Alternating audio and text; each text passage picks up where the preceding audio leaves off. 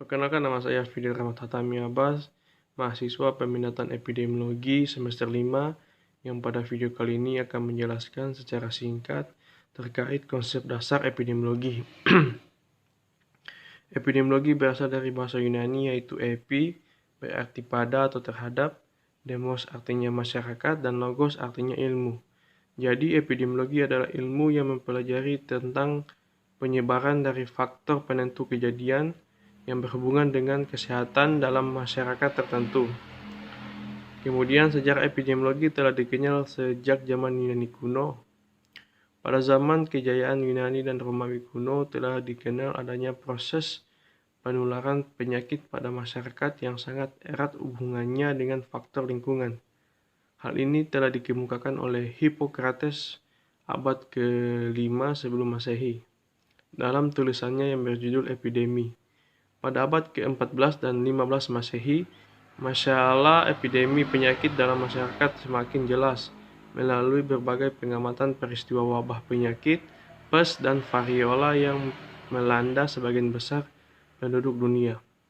Yang kemudian adalah ruang lingkup epidemiologi. Yang pertama adalah epidemiologi penyakit menular, yang kedua epidemiologi penyakit tidak menular, yang ketiga klinik epidemiologi, yang keempat epidemiologi kependudukan, yang kelima epidemiologi pengolahan pelayanan kesehatan, yang keenam epidemiologi lingkungan dan kesehatan kerja, yang ketujuh epidemiologi kesehatan jiwa, dan yang terakhir adalah epidemiologi gizi. Berikutnya adalah istilah epidemiologi. Yang pertama, epidemi yaitu suatu keadaan di mana suatu wilayah terdapat penyakit atau masalah kesehatan yang menyebar secara singkat. Yang kedua adalah endemi, yaitu keadaan di mana suatu wilayah terdapat masalah kesehatan, frekuensinya meningkat dan menetap untuk jangka waktu yang lama.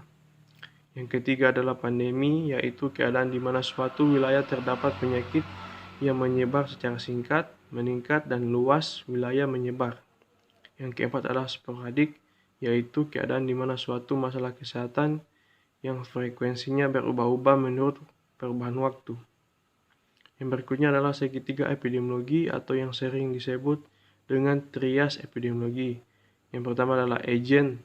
Agen merupakan semua unsur atau elemen hidup maupun tidak hidup yang kehadirannya atau ketidakhadirannya bila diikuti dengan kontak yang efektif dengan penjamu atau host yang rentan dalam keadaan yang memungkinkan akan menjadi stimulus untuk menyebabkan terjadinya proses penyakit.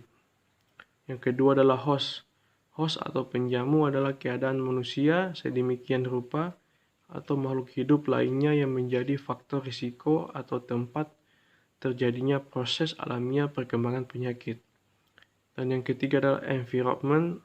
Environment adalah faktor eksternal, yaitu segala sesuatu yang mengelilingi dan juga kondisi di luar manusia atau hewan yang menyebabkan atau memungkinkan atau meningkatkan penularan penyakit. Baiklah, itulah sedikit penjelasan dari saya terkait konsep dasar epidemiologi.